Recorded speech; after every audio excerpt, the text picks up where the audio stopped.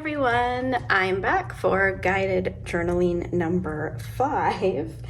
So this is another viewer request.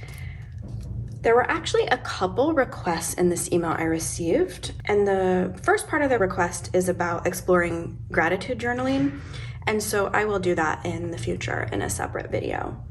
For this video, I'm going to cover the part of the question that asks, I'd love for you to talk about expressing anger or irritation through journaling. I often find myself not knowing where or how to express my frustration with colleagues. For example, workplace stress is a real thing, as you rightly pointed out. Yes, workplace stress is a real thing for everybody, even those of us who love our jobs and love our coworkers. So I will take you through some journaling prompts today for helping you deal with workplace frustration, anger, whatever you want to call it. So, I know that job-related stress can be one of the biggest stressors in your lives. And I think that journaling can be good because it can help you work through some of these issues without creating even more friction in your workplace, right? Because we don't want to do that. That could cause us even more stress. Being able to journal about your workplace frustration can help you pinpoint what your actual frustrations are. It can allow you to reflect on your emotions. It can help you with self-discovery. So I'm going to walk you through some prompts and see if we can uncover some of that for you. So go ahead and get your favorite notebook, pen. You can do this right along with me. I have a few of my favorite things nearby, a nice cozy drink, some natural stuff that makes me feel good. I also have a Tata Harper irritability treatment, which I think is going to be an excellent little aromatherapy assistance for this. Help calm me down, especially if I'm going to be thinking about workplace frustrations. Okay, so if you have not seen my very first video about the feelings wheel, I want you to go watch that first guided journaling video about the feelings wheel. I'll put the card up here. Watch that before you do this one because it'll be more productive and make a lot more sense. First question I want you to write down is,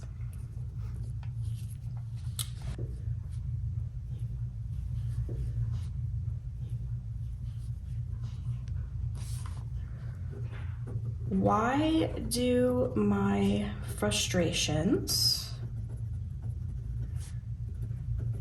make me feel uncomfortable?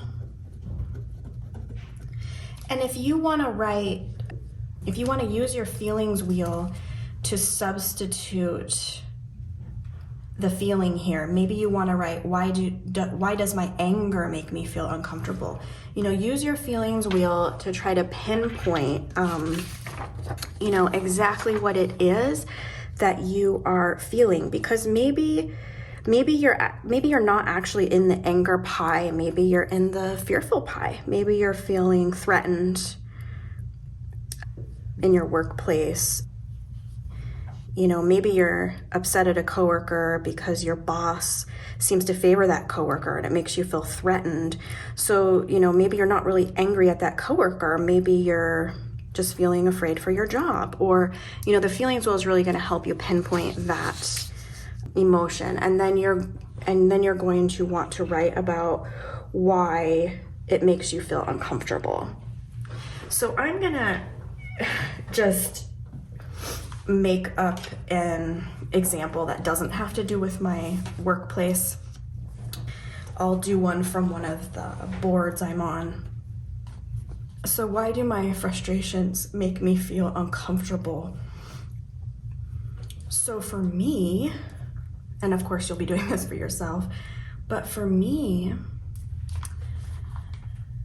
I worry I will go into We can say fight or flight or a trauma response. When X. The reason I'm doing that is because since this video is public, I don't feel actually comfortable revealing an actual situation I'm in right now. So maybe the situation is, I worry I will go into fight or flight or trauma response when, my coworker lies to me, or when my coworker takes credit for the work I'm doing. You might want to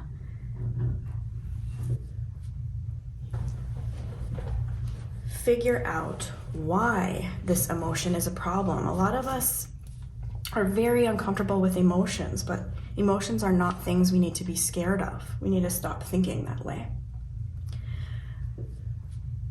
Okay, now the next question I want you to journal about when you're finished with that one is, and we'll go with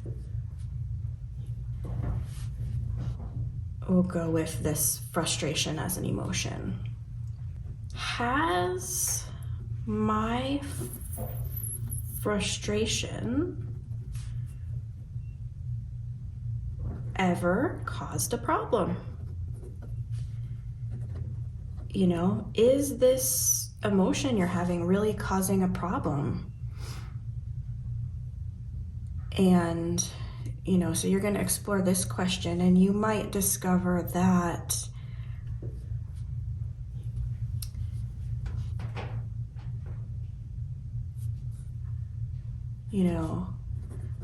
I yelled in a meeting, so that would be validation that, yeah, it did cause a problem. I yelled in a meeting, and then my boss wrote me up. For the record, this has not happened to me, but you get the idea, okay?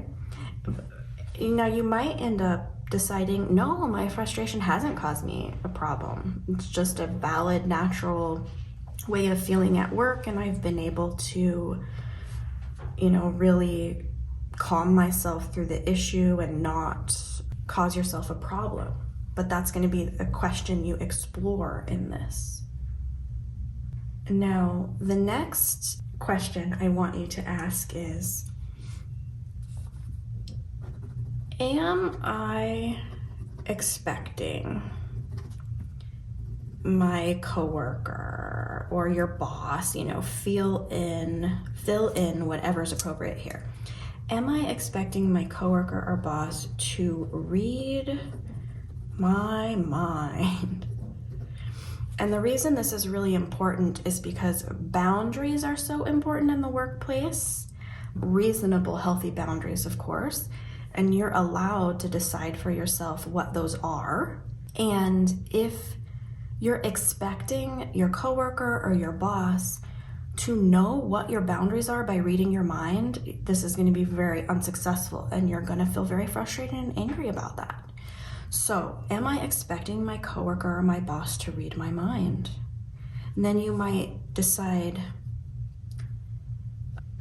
I have not told my boss that I'm being delegated more than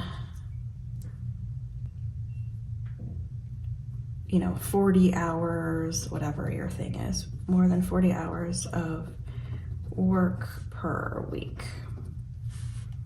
So maybe you're really frustrated that you're getting more dumped on your plate. Maybe you're super effective at work and your boss is assigning you everything, and you're in a situation where you need to tell your boss that you're being assigned too much work. And we can't expect your boss necessarily to know that that's the situation unless you've told them, right? So that's going to be another question for you to explore. Along the same lines is you want to ask yourself, and journal about, am I setting clear boundaries? So journal about this. In so many cases, you're gonna write, no, I haven't shared my, let's say, preference for no weekend work or whatever. Or maybe you're gonna write down yes, and they're being disrespected. You know, you might journal through this issue and discover that you have, yes, I have set clear boundaries and people keep crossing them, right? But this exploration is gonna help you kind of pinpoint what the actual problem is versus what your lower brain is kind of helping you freak out about. Now, this is the part where I feel like it gets even more productive. I want you to ask yourself and journal about what tools help me with my anger or frustration, whatever emotion it is you have at this point in your journaling. And, for me, if I'm feeling anything in the realm of anger, then I know I need to complete the stress cycle. And journaling alone isn't going to cut it. So I might need a brisk walk. There is a great book. It's really geared toward women, but the book is called Burnout. I'll post a link below. It's a very good book about how important it is to complete the stress cycle. So if you're finding yourself with a lot of stress in your life, you might want to check out that book. But again, it is really kind of geared toward women. Anything that's really physical helps you shake out that emotion. Freestyle dancing. These things I found can all help me. There are going to be things you do when you're stressed that are helpful and things that you do that are unhelpful. So you're going to want to ask yourself, am I doing anything unhelpful when I'm stressed? Okay, and so maybe you're gonna write, yeah, I have emotional eating or snacking.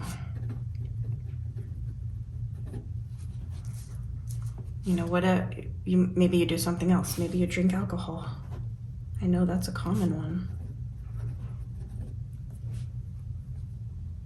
You're just gonna want to think about what your lower brain wants to think helps you and what actually helps you, right? So for me, I know brisk walk is gonna help me.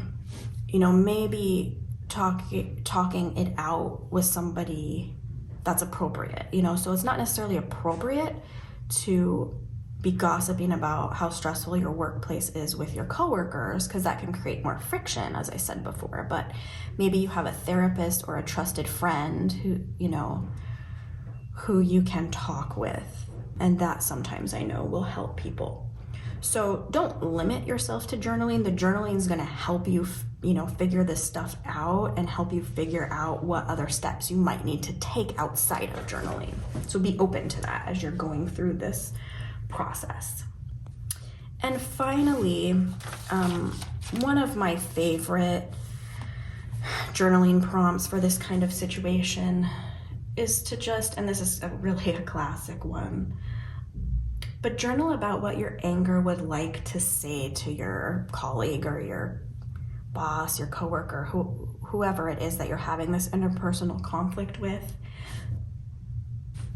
You know, so what would my anger or frustration like to say? So maybe my anger would like to say, I know you're lying to me.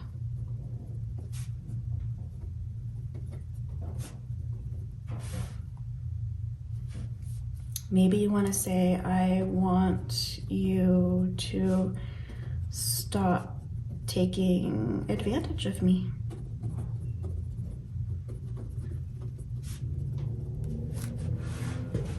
And so forth. So you're going to do that for as long as you need to. And that also is going to help you with some clarity.